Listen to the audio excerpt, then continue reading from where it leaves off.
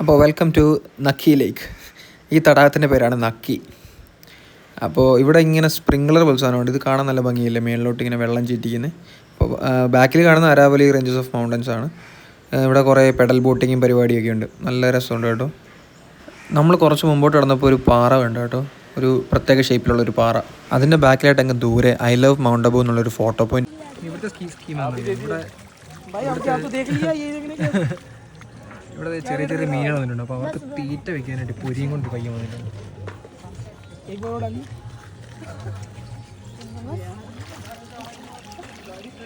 പടക്കുന്ന മീൻ ഇതാണ് ഇതിൻ്റെ വിൽപ്പനക്കാരൻ, പൊരിയും കൊണ്ട് വന്നിട്ടുണ്ട്. ഇവിടെ ഓരോരുത്തരേതോ വാങ്ങി അവിടെ കടലോട്ട് എറിയും.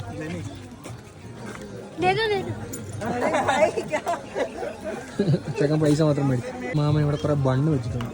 മനുഷ്യരവിടെ വിശന്നിട്ട് വയ്യ. അപ്പോൾ ആൾക്കാർ ബണ്ണെടുത്തു ഈ മത്സ്യത്തിനൊക്കെ എറിഞ്ഞു കൊടുക്കുന്നു. ഉള്ളത് വിൽക്കാൻ നടക്കും. ആൾക്കാർക്ക് അത് വാങ്ങിക്കുന്നുണ്ട്, അങ്ങോട്ട് എറിയുന്നുണ്ട്. മീനെല്ലാം തീറ്റയും കിട്ടുന്നുണ്ട്, നമുക്ക് മാത്രം തീറ്റയില്ല. ഡെറാഡൂണിലുള്ള പോലെ ഇവിടെ അബു റോഡ് നക്കി ലേക്കിനടുത്ത് ഒരു ക്ലോക്ക് ടവർ ഉണ്ട്. അത് പണി നടക്കുന്നുള്ളതൊന്നും അറിയത്തില്ല. കുറേ തടിയൊക്കെ വെച്ച് സെറ്റ് ചെയ്ത് വെച്ചിട്ടുണ്ട്. പണിന്ന് വളർന്നതോ അല്ലെ പണി ഇടയ്ക്ക് വെച്ച് നിന്നുപോയതായിരിക്കും. ഇനി മേളിലോട്ട് കുറേ കയറാറുണ്ട്. ഇവിടെ മറ്റേ സ്വാമി വിവേകാനന്ദൻ തപസ് ചെയ്ത സ്ഥലമൊക്കെ ഉണ്ട്. പക്ഷേ ഈ വെയിറ്റും വെച്ചതാ നടക്കണമെന്ന് ഓർക്കുമ്പോഴാണ് മൂഞ്ചൽ. എന്തായാലും നമുക്ക് നടക്കാം, വേറെ വഴിയില്ല. നേരത്തെ പറഞ്ഞ കേവ്, ചമ്പ കേവ് എന്നുണ്ടോ പേര്. 1891 കുറച്ചാൾ പുള്ളി ഇവിടെ വന്ന് തപസ്സിരുന്നു. ആ കാണുന്ന കേവിൻ്റെ അവിടെ വന്നു ലൈഫ് ദൈവം. ഇവിടെ ഒരു കല്ല് വെച്ചാൽ മതി, ആൾക്കാർ വന്ന് പ്രവർത്തിച്ചോളും. പീക്കലൊക്കെ പറഞ്ഞ എന്തൊരു സത്യം. ഈ കേവിൻ്റെ തൊട്ടടുത്ത് തന്നെ ഒരു ഹനുമാൻ ടെമ്പിളുണ്ട്. അപ്പോൾ അവിടുത്തെ പൂജാരിയാണ് ഈ കാണുന്ന ചേട്ടൻ. മുകളിലോട്ട് വീണ്ടും കയറ്റം തന്നെ. എത്ര ദൂരം പോകണമെന്ന് പിടിയില്ല. കേവിൽ നോക്കാം, അല്ലാതെ ഇപ്പം എന്താ ചെയ്യുക. കനത്ത ബാഗിൻ്റെ വീട്ട് മറ്റൊരു പ്രശ്നം. ഇതാണ് ടോപ്പിൽ നിന്നുള്ള വ്യൂ. ഇനിയും കുറച്ചുകൂടെ പോകുന്നുണ്ട്. താഴെ നമുക്ക് ആൾക്കാർ ബോട്ട് ചെയ്യുന്നതൊക്കെ കാണാം. വളരെ കുഞ്ഞാടാണ്, അത്രയും ഉയർത്തി നമ്മൾ എത്തിക്കഴിഞ്ഞപ്പോൾ. നക്കി ലേക്കിന് ഏറ്റവും ടോപ്പിൽ ഇനിയുണ്ട്, ഞാൻ കാണിച്ചു തരാം. അതാണ് ടോഡ് റോക്ക്, ഒരു തവളയുടെ ഷേപ്പിലുള്ള. നമുക്ക് അവിടെ കൊടുന്ന് കയറാം. ഇതാണ് ടോഡ് റോക്ക്. എന്തൊക്കെയോ എഴുതി വെച്ചിട്ടുണ്ട്. അപ്പോൾ ടോപ്പിൽ കയറിയപ്പോഴുള്ള വ്യൂ ഇതാ.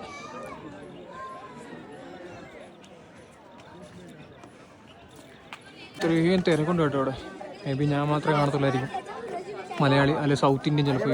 ഏറ്റവും പീക്ക് വരുമ്പോൾ കാണുന്ന വ്യൂ ആട്ടോ, ഇത്രയും കോട കയറിയിട്ടിരിക്കുന്നു.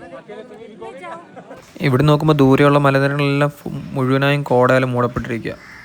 താഴെ നല്ല രീതിയിൽ പച്ചപ്പുണ്ട്. നമുക്കിങ്ങനെ നോക്കുമ്പോൾ ചെറിയൊരു വീട് പോലെ കാണാം കേട്ടോ, ഷീറ്റ് ഇട്ടിട്ടൊരു വീട് കാണാം. ഇതാണ് നമുക്ക് ഇവിടുന്ന് ടോഡ് റോക്കിൻ്റെ ഏറ്റവും മേളിൽ നിന്ന് കാണുന്ന വ്യൂ. അത്യാവശ്യം തിരക്കുണ്ട് കേട്ടോ ഈ മലമുണ്ടെങ്കിൽ. പിന്നെ ഇവിടെ ഈ സെറ്റപ്പ് ഉണ്ട് കേട്ടോ, മറ്റേ നമ്മൾ ഫോൺ വെച്ചിട്ട് നമ്മളവിടെ നിന്നാൽ മതി, ക്യാമറ ഇങ്ങനെ സർക്കിളിൽ കറങ്ങും. അതിൻ്റെ വീഡിയോ എടുക്കാൻ പറ്റുന്ന സ്കീമൊക്കെ ഉണ്ട് എന്തായാലും. അതുപോലെ തന്നെ ഇവിടെ ചെറിയൊരു കടയുണ്ട്. ടോഡ് റോക്കിൻ്റെ സൈഡിൽ തന്നെ ഒരു കട ഇട്ടിട്ടുണ്ട്. നമുക്ക് ആവശ്യമുള്ള അത്യാവശ്യമുള്ള സാധനങ്ങളൊക്കെ മേടിക്കാനുള്ള സ്കീം. ടോഡ് റോക്ക് കഫേ എന്നൊക്കെ ആയിരുന്നു എൻ്റെ പേര്. കഫേയാണ് അത്രേ, കഫേ. കാപ്പിയിലും കിട്ടിയാൽ മതിയായിരുന്നു. ആകെ എനിക്ക് തോന്നുന്നു ബിസ്ക്കറ്റും ഇതൊക്കെ ഉള്ളതെന്ന് തോന്നുന്നു, കട്ട് ഫ്രൂട്ട്സ് ഒക്കെ ഉള്ളതെന്ന് തോന്നുന്നു. ഇതാട്ടോ ടോഡ് റോക്കിൻ്റെ തല, ഒരു തവളയുടെ ഫ്രണ്ട് വശം പോലെ. ഇവിടെ നമുക്ക് കാണാം ടോഡ് റോക്ക് എന്ന് എഴുതി വെച്ചിട്ടുണ്ട്. അതുപോലെ പല കാര്യങ്ങളുണ്ട്. ആസിഫ് ലവ്, ആഷ, മേണ്ടക്, തവളയുടെ ഹിന്ദി ആട്ടോ. പ്രകൃതിയാൽ ഈ പാറയുടെ ഷേപ്പ് ഒരു തവളയുടെ പോലെ ആക്കി. എന്നിട്ട് അതിനകത്ത് ആൾക്കാർ അവർക്ക് തോന്നിയല്ല എഴുതി കോറി ഇങ്ങനെ വെച്ചേക്കുക. റിലാക്സ് ചെയ്ത് കാറ്റുള്ള നമ്മളൊക്കെ മറ്റേ പരുന്തുംപാറയിലും കുട്ടിക്കാനൊക്കെ പോകുന്ന പോലെ ഗുജറാത്തിൽ നിന്നൊക്കെ തൊട്ടടുത്ത ആൾക്കാർ വരുന്നത് ഇവിടെ. ഈ ടോഡ് റോക്കിൻ്റെ ഈ ഫേസിൻ്റെ ഭാഗത്തുണ്ടല്ലോ ഒരുപാട് സ്ഥലത്തിന് കുഞ്ഞു കുഞ്ഞു ഗർത്തങ്ങളുണ്ട്. അത്യാവശ്യം വലിപ്പമുള്ള ചെറിയ ചെറിയ കുഴികൾ പോലെ ഉണ്ട്. എങ്ങനെയാണ് ഇത് ഫോം ആയെന്നൊരു പിടിയില്ല കേട്ടോ. പിന്നെ ഹിന്ദിയിലും ഇംഗ്ലീഷിലും കുറേ എന്തൊക്കെ എഴുതി വെച്ചിട്ടുണ്ട്, ലവും എന്തൊക്കെയോ എഴുതി വെച്ചിട്ടുണ്ട്. നമ്മളങ്ങനെ മേളിൽ നിന്ന് ടോഡ് റോക്കിന് താഴെ വന്നു ഒരു യാത്രയായിരുന്നു. എൻ്റെ താഴത്തെ ഒരു ചെക്ക് ഇരിപ്പുണ്ട് മാങ്ങ വയ്ക്കാൻ വേണ്ടി. അവൻ്റെ അച്ഛനാണോ ചേട്ടനാണോ അവനെ കടയിൽ എത്തിയിട്ട് പോയി. എന്നിട്ട് പറഞ്ഞു 30 രൂപ താഴെ ഒന്നും കൊടുത്തേക്കല്ല, ബാലവേല തന്നെ പക്ക. അതാണ് ടോഡ് റോക്ക്. ഇത് വേറെ എന്തോ കോപ്പാണ്, ഇത് ടോഡ് റോക്കൊന്നുമല്ല. ഇത് എഴുതി വെച്ചിട്ടുണ്ടല്ലേ, പെഹൽ റൗട്ട് എന്തിനാണോ എന്തോ. എന്തായാലും പയ്യെ നമുക്ക് നക്കിയിലേക്ക് സ്കൂട്ടാവാം. ബണ്ണിൻ്റെ കേസ് പറഞ്ഞില്ലേ, ഇവിടെ ഒരു ഫാമിലി ബണ്ണോ ബ്രെഡോ എന്തോ മേടിച്ചിട്ട് വെള്ളത്തിലോട്ട് ഇടുന്നുണ്ട്. അപ്പോൾ അതേ മീനുകളൊക്കെ വന്ന് കൊത്തി തിരുന്നുണ്ട്. അതിങ്ങനെ പൊങ്ങുന്ന ഒരു കാണുന്നത്. പിള്ളേർക്കൊക്കെ അതൊരു ഹരമാണ്. കണ്ടില്ലേ, ആ ചേച്ചി ബണ്ണിട്ട് കൊടുക്കുന്നു. അവൻ കുറേ നേടും. 2 കെട്ട് മണ്ണ് കൊണ്ടുവന്ന രാവിലെ തീരാറായി ഏകദേശം. നമ്മൾ ഹാപ്പി തന്നെ. വിനോദം തന്നെ. ഒരു വേറെ ഏതാണ്ട് വാരിപ്പറക്കി എറിയുന്നു. എന്തോ ആട്ടെ എന്തോ വലിച്ചു വാരി എറിയുന്നുണ്ട്. സ്കീം ഉണ്ടല്ലോ, അപ്പോൾ അതിൻ്റെ ഡ്യൂപ്പ് ഇറക്കിയിട്ടുണ്ട്. ടർക്കി സത്യം പറയും ഇതാണ് ഒറിജിനൽ. ടർക്കിക്കാരാണ് ഡ്യൂപ്ലിക്കേറ്റ്. അങ്ങനെ ആ ചേച്ചി ഇട്ട് കറക്കം കേട്ടോ. ചേച്ചി തോറ്റ്.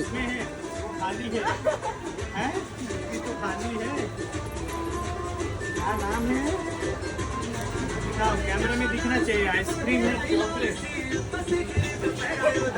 नहीं है क्या गड़बड़ है ये चॉकलेट है थोड़ा नजदीक का टेस्ट करना थोड़ा ही खाओ ना काटोगे ചേച്ചിയെ കൊണ്ട് നമുക്ക് പുള്ളി തീറ്റിക്കില്ല. ഈ വലിയ ടൗൺ കണ്ടോ, ഇത് സീ ലെവലിൽ നിന്ന് 5000 അടി മുകളിലാന്ന് പറഞ്ഞാൽ വിശ്വസിക്കും. ഇവിടെ എല്ലാം ഉണ്ട്. പട്ടിലാലുണ്ട്, നിങ്ങൾ ഡോമിനോസ് ഉണ്ട്, മെക്ഡി ഉണ്ട്, എല്ലാ സാധനവും ഉണ്ട്.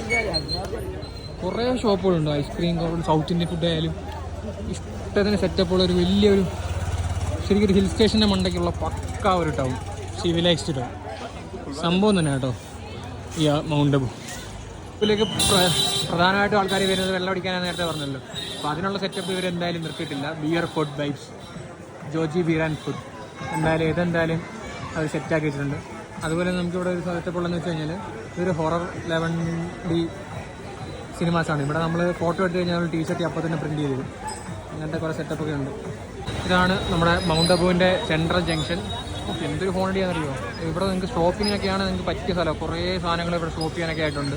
തോക്കും കാര്യങ്ങളും അതിൽ കുറേ കാര്യങ്ങളുണ്ട് ഇവിടെ. പിന്നെ ഫുഡാണെങ്കിൽ വെറൈറ്റി കുറേ ഫുഡ് നമുക്ക് ട്രൈ ചെയ്യാം. ആൾക്കാർ ഇവിടെ ഒരു ഫുള്ള് ലെഷറിന് വേണ്ടി വരുന്നതാണ്. ഇതൊരു പക്ക ടൂറിസ്റ്റ് സ്പോട്ടാണ്. ഈ കണ്ടെന്ന് വെച്ചാൽ ഇതാണ് ഇങ്ങനൊരു വണ്ടി. ഇവിടെ മൗണ്ട് അബുവിൽ അവർ എവിടെ വേണമെങ്കിലും ഉന്തി തള്ളിക്കൊണ്ട് 2 സീറ്റുണ്ട്. എന്താല്ലേ സെറ്റപ്പ്. ഈ ആശാൻ ഇങ്ങനെ തള്ളിക്കൊണ്ട് പോകും. അത് 2 പേർക്ക് ഇരിക്കാം. ഒരറ്റത്ത് അവിടെ ഇവിടെ ഒരാൾക്ക് ഇരിക്കാം. ഇവിടെ കുറേ പേരല്ലേ മാമനൊക്കെ അങ്ങോട്ട് പോകുന്നുണ്ട്. ഇവരുടെ മെയിൻ വാഹനമാണെന്ന് തോന്നുന്നു. ഇതാണ് അപ്പോൾ നമ്മുടെ ഒരു 1 വേ. ഇടത്തോട്ട് പോയാൽ സൺസെറ്റ്, നേരെ പോകാൻ പറ്റുന്നത് പറഞ്ഞാൽ റൈറ്റിലോട്ട് വരുന്ന നക്കിയിലേക്ക്, അങ്ങോട്ട് അശോക് വട്ടിക, പിന്നെ എന്തൊക്കെയുണ്ട്, അബു റോഡ്, ഉദയ്പൂർ, അഹമ്മദാബാദ്, ജോധ്പൂർ, അതൊക്കെ അങ്ങോട്ട്. അപ്പോൾ നമുക്കിപ്പം ഉദയ്പൂരിനെ പോകണമെങ്കിൽ നമുക്ക് അങ്ങോട്ടാണ് പോകേണ്ടത്. അപ്പോൾ നമുക്ക് നേരെ ഇവിടുന്ന് സ്കൂട്ടാവാം അല്ലേ. ഇതിൻ്റെ നേരത്തെ സ്ഥലപ്പേര് അർബുദാഞ്ചലാണ്. അപ്പോൾ അതിൻ്റെ ഓർമ്മയിൽ ഇവിടെ ചില ഷോപ്പിനൊക്കെ അർബുദ എന്നൊക്കെ ഇട്ടേക്കുന്നത്. ഗ്രാൻഡ് അർബുദ. പിന്നെ അതുപോലെ ഇവിടെ സ്കൂട്ടി റെൻ്റൽസ് ഒക്കെ ഉണ്ട്. നിങ്ങൾക്ക് സ്കൂട്ടി ഇപ്പോൾ 2 പേരൊക്കെ ആയിട്ട് വരികയാണെങ്കിൽ സ്കൂട്ടി വേണം റെൻ്റ് ഔട്ട് ചെയ്ത് ഇവിടെയൊക്കെ കാണാൻ പോകണമെങ്കിൽ. സൈൻ ബോർഡ് നിങ്ങൾക്ക് കാണാമല്ലോ അല്ലേ. നേരെ പോയി കഴിഞ്ഞാലാണ് അബു റോഡ്. അബു റോഡിലോട്ട് നമുക്ക് പോകേണ്ടത്. നേരെ അഹമ്മദാബാദ്, ജയ്പൂർ, ജോധ്പൂർ എല്ലാം നേരെയാണ്. അപ്പോൾ നമുക്ക് ഇവിടെ നിന്ന് ഇനിയും തിരിച്ച് 24 കിലോമീറ്റർ നമ്മൾ രാവിലെ വന്ന് ഇറങ്ങിയ സ്റ്റോപ്പിലേക്ക് പോകണം. അല്ലാതെ ഇവിടെ നിന്ന് റൂം എടുത്തിട്ട് പ്രത്യേകിച്ച് കാര്യമില്ലെന്ന് തോന്നുന്നു. നമുക്ക് പയ്യെ സമയത്തിനൊന്നും ആയിട്ടുമില്ല, 6:30 ആയിട്ടേ ഉള്ളൂ. നമ്മൾ ഏകദേശം ഇവിടെ ഫുള്ള് കവർ ചെയ്തു. അവിടെ ഇതിന് ഫുൾ കുറച്ച് ഷോപ്പിംഗ് പരിപാടിയൊക്കെയാണ്. അതിൽ നമുക്ക് താല്പര്യമില്ല. നമ്മുടെ കാണേണ്ട മെയിൻ സാധനങ്ങൾ നമ്മൾ കണ്ടു. ഇവിടുത്തെ മെയിൻ ലാൻഡ്സ്കേപ്പും ലേക്കും ടെമ്പിൾസും എല്ലാം കണ്ടു കഴിഞ്ഞു. നമുക്ക് പോവാം. നമ്മളപ്പം മൗണ്ട് അബുന്ന് തിരിച്ച് അബു റോഡിലേക്ക് പോകാനായിട്ട് പ്ലാൻ. അപ്പോഴാണ് ഇവിടെ ഒരു ട്രാവൽസ് കണ്ടത്, ത്രൂ ഔട്ട് ജയ്പൂർ. അപ്പോൾ ത്രൂ ഔട്ട് രാജസ്ഥാൻ. അപ്പോൾ ജയ്പൂരിലേക്ക് ഒരു വണ്ടി കിട്ടി. 513 കിലോമീറ്റർ. അപ്പോൾ 700 രൂപയ്ക്ക് നല്ല ഡീലാണ് ഇരിക്കുന്നത്. കാരണം 513 കിലോമീറ്റർ ഉണ്ട്. ഇപ്പോൾ 7 മണിക്ക് വണ്ടി എടുത്തു കഴിഞ്ഞാൽ 7 മണിക്ക് വണ്ടി എടുത്തു കഴിഞ്ഞാൽ രാവിലെ 6 മണിയാകുമ്പോൾ ജയ്പൂർ എത്തും. എന്നാൽ പിന്നെ ജയ്പൂർ ഒന്ന് എക്സ്പ്ലോർ ചെയ്യാം അല്ലേ. നമ്മളിപ്പോൾ 700 ടിക്കറ്റ് എടുത്തു. ഇങ്ങനെയാണ് രാജസ്ഥാൻ. പെട്ടെന്നുള്ള പ്ലാനായിരുന്നു. ജയ്പൂർ നമ്മുടെ പ്ലാനിലേക്കില്ലായിരുന്നു. എന്നാൽ പിന്നെ വിട്ടേക്കാൻ.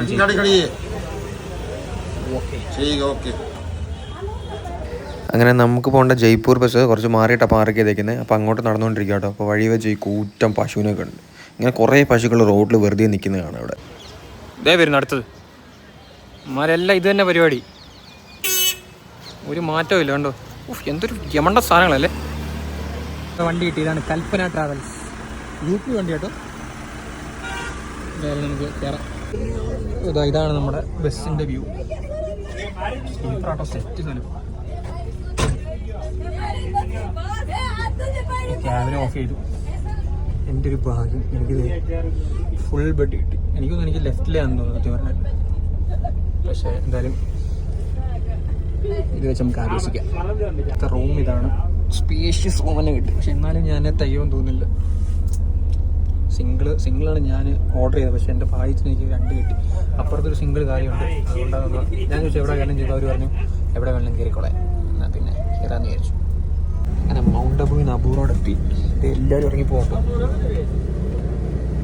ഇവരെല്ലാം സൂറത്ത്, വഡോദര, അഹമ്മദാബാദ്, ഗുജറാത്ത് സൈഡിലോട്ട് പോകുന്നവരാ. അപ്പോൾ ഇവരെല്ലാം ഇവിടം വരെ ഉള്ളായിരുന്നു. ആക്ച്വലി ജയ്പൂരിലോട്ടൊന്നും ആരും ഇല്ലേ. ഞാൻ മാത്രമേ ഉള്ളൂ വണ്ടിയിൽ. ഇത് എല്ലാവരും ഇറങ്ങി പോകുന്നു.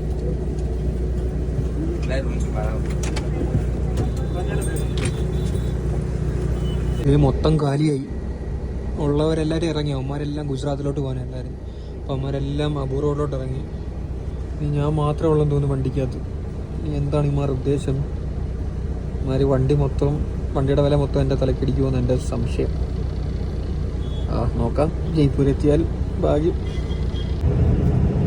മൂഞ്ചി അവസ്ഥ. ഇപ്പോഴത്തെ അവസ്ഥ എന്ന് വെച്ചാൽ ആകെ 3 പേരേ ഉള്ളൂ. ഞാനും പിന്നെ വേറൊരു കപ്പിളും മാത്രമേ ഉള്ളൂ. അതുകൊണ്ട് അവർക്ക് നഷ്ടമാണ് ഇത് വെച്ച് പോകുന്നത് ജയ്പൂർ വരെ. അതുകൊണ്ട് വേറെ വണ്ടിയിലേക്ക് ഷിഫ്റ്റ് ചെയ്യുക. പക്ഷെ അതിലും വലിയ മുന്നിൽ വെച്ചാൽ ഞാൻ എൻ്റെ ചാർജർ ഇവിടെ കുത്തിയിട്ടുണ്ടായിരുന്നു, പവർ ബാങ്ക്. അത് കാണുന്നില്ല. ഇവിടെ എല്ലാവരും കൂട്ടത്തിൽ ഇറങ്ങിപ്പോയ കൂട്ടത്തിൽ അതും പോയി അങ്ങോട്ട്. എന്തൊരു മൂഞ്ചി വിധി, എന്തൊരു വിധി ഇത്. ഇതെന്ന് വെച്ചാൽ ഇവിടെ ഒരു CCTV ഉണ്ട്. അതാണ് വർക്കിംഗ് അല്ല. ഞാൻ അതും ചോദിച്ചു ഇയാളുടെ കണ്ടക്ടറിൻ്റെ അടുത്ത് മുടക്കായി. അയാൾ